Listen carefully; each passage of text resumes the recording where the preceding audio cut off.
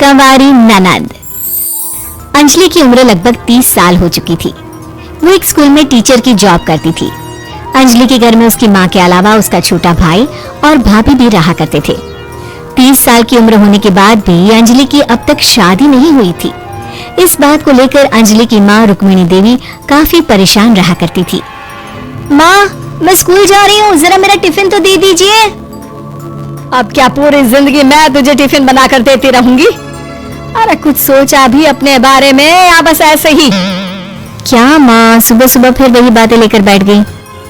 माँ गलत क्या कह रही है अंजलि दीदी, इतनी उम्र हो चुकी है आपकी, माँ कब तक आपकी सेवा करती रहेंगी? भाभी, मैंने माँ को कब कहा कि मेरी सेवा करो? वैसे भी अपना टिफिन मैं खुद तैयार कर लेती हूँ, बस टेबल से उठाकर देने को ही तो कहा था। वैसे अंजलि दीदी, देखा जाए तो टिफिन उठाकर देने की उम्र तो आपकी है। आपका अपना घर परिवार बच्चे होते तो ये जिम्मेदारी आज आप पूरी कर रही होती। एक बात मेरी समझ में नहीं आती, अगर मेरी शादी नहीं हुई तो इसमें मेरी क्या गलती है और तुम सब लोग मेरे पीछे क्यों पड़े रहते हो? अरे कुछ कहना क्या पीछे पड़े रहना होता है? अपने छोटे भाई को देख, तुझसे 3 साल छोटा है लेकिन 2-2 बच्चे खेल रहे हैं आंगन में। मुझे आप लोगों की कोई बात नहीं सुननी, जा रही हूँ मैं। और आप में से किसी को मेरा कोई काम करने की जरूरत नहीं है, मैं खुद संभालूंगी। इतना कहकर अंजलि वहां से चली जाती है। शाम को जब अंजलि अपने स्कूल से लौटकर घर वापस आती है तो उसने देखा कि पड़ोस वाली निर्मला चाची वहां पर बैठी हुई थी। क्या बात है अंजलि बिटिया, नौकरी करके वापस आ गई? जी चाची जी, कैसी हैं आप? मैं तो ठीक हूँ बेटा, तुम बताओ शादी के बारे में कुछ सोचा या नहीं? अरे रहने दीजिए ना, इससे तो शादी की बात करना ही बेकार है। कुछ भी कहो तो गुस्सा करती है, बात बात पर आंखें दिखाती है। माँ, आप ऐसा क्यों कह रही हैं? मैंने कब आप पर गुस्सा किया? अरे अंजलि बेटा, तुम्हारी माँ ठीक ही तो कहती है, 30 की होने आई हो, अब तुम्हें भी शादी वादी कर लेनी चाहिए। चाची जी, आप तो ऐसे कह रही हैं जैसे शादी करने से मैंने मना किया हो। रहने दीजिए निर्मला चाची, हमारी अंजलि दीदी को अभी तक उनकी पसंद का दूल्हा नहीं मिला ना, इसीलिए वो शादी नहीं कर रही। भाभी, ऐसी कोई बात नहीं है। अरे तो फिर क्या बात है, तुम्हारी माँ ने तुम्हारे लिए इतने रिश्ते ढूंढे लेकिन तुम्हें कोई पसंद ही नहीं आता। क्या है ना चाची जी, हमारी ननद रानी नौकरी जो करती है ऐसे ही थोड़ी ना किसी को पसंद कर लेंगी। अरे भाई, नौकरी का घमंड है तो बात अलग है, कोई और बात हो तो बताओ, कोई रास्ता निकाला जाए। नहीं नहीं चाची जी, कोई बात नहीं है, बस मुझे अभी तक अपनी पसंद का कोई मिला नहीं है।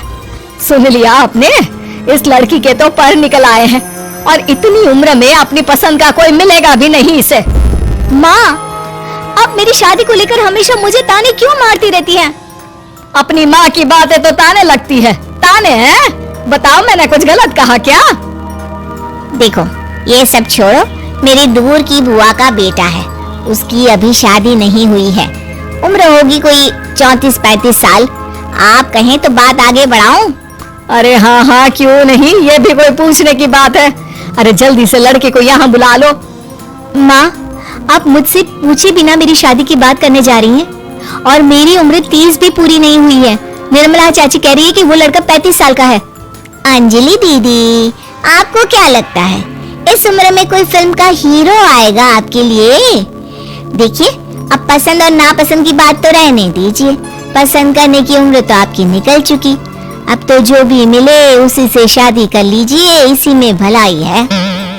तेरी भाभी बिल्कुल ठीक कह रही है, अब जैसा रिश्ता मिले उसके लिए हाँ कर देना ताकि हम भी गंगा नहाए।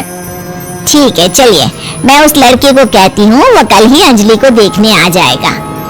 अगले दिन निर्मला चाची के दूर का रिश्तेदार अंजलि को देखने उसके घर आता है। उसका नाम था अजय। अंजलि जी, तो आप नौकरी करती हैं, वो भी स्कूल में? जी हाँ, मैं स्कूल में टीचर हूँ।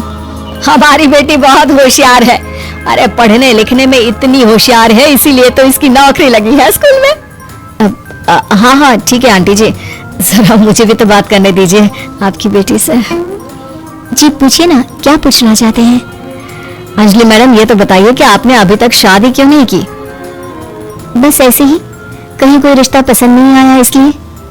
लेकिन क्या मैं आपसे पूछ सकती हूँ कि आपने शादी क्यों नहीं की? अंजलि, क्या कर रही हो तुम?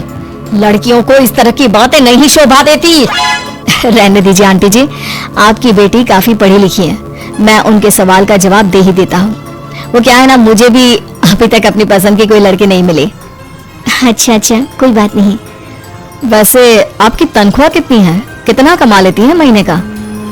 जी यही कोई 25,000 महीने। बस 25,000? इतने से क्या होता है? इतने से तो आजकल घर भी नहीं चलता। आपके कहने का क्या मतलब है? अरे मैं तो ये सोचकर आया था कि नौकरी वाली लड़की है, आराम से 40,000 कमाती होगी। माफ कीजिएगा, आपका और मेरा रिश्ता नहीं हो सकता। जी कोई बात नहीं, मुझे भी आपके साथ शादी करने में कोई इंटरेस्ट नहीं है। अंजलि, किस तरह की बात कर रही हो? घर आए रिश्ते को ठुकरा रही हो तुम। दीदी अब इस उम्र में आपको इतनी अकड़ नहीं दिखानी चाहिए। अच्छा खासा रिश्ता हाथ से निकल गया, कहीं ऐसा ना हो कि जिंदगी भर कुंवारी ही रह जाओ आप। कुछ दिन और ऐसे ही निकल जाते हैं और अंजलि की शादी कभी नहीं होती। अंजलि के परिवार वाले बिंदास उसे ताने मारते रहते हैं, लेकिन अंजलि एक बड़ी नौकरी की तैयारी करती है और उसमें सिलेक्ट होने के बाद अंजलि को एक बहुत बड़ी नौकरी मिल जाती है। अब तो दीदी के नखरे और भी ज्यादा बढ़ जाएंगे भाई, अब तो इतनी बड़ी नौकरी जो लगी है। अब इनकी शादी होने से रही। माँ, मुझे नौकरी के लिए दूसरे शहर जाना पड़ेगा। आप जानती हैं ये बहुत बड़ी जॉब है और इसमें पैसे भी बहुत ज्यादा मिलेंगे। अच्छा, कितने पैसे मिलेंगे बेटा? माँ मुझे हर महीने 90,000 सैलरी मिलेगी। क्या? अरे वाह वाह, ये तो बहुत अच्छी बात है। लेकिन फायदा क्या? कितने भी पैसे मिले, शादी तो हुई नहीं ना तुम्हारी। अंजलि नौकरी करने के लिए दूसरे शहर में चली जाती है और जब कुछ महीनों के बाद वो वापस घर आती है तो उसे अपने पति के साथ देखकर उसके घर वाले हैरान रह जाते हैं। अरे अंजलि, तूने शादी कर ली और हमें बताया तक नहीं। और दामाद जी करते क्या है? इतनी बड़ी कार है उनकी। माँ मैं आपको सब कुछ बताना चाहती थी, लेकिन आप सबके ताने सुनकर बहुत दुखी हो गई थी और इसीलिए मैंने अपनी पसंद से शादी कर ली। मेरे पति मेरे साथ ही ऑफिस में नौकरी करते हैं और बहुत बड़े अफसर हैं। और एक बात बताऊं माँ, आज मैं बहुत खुश हूँ।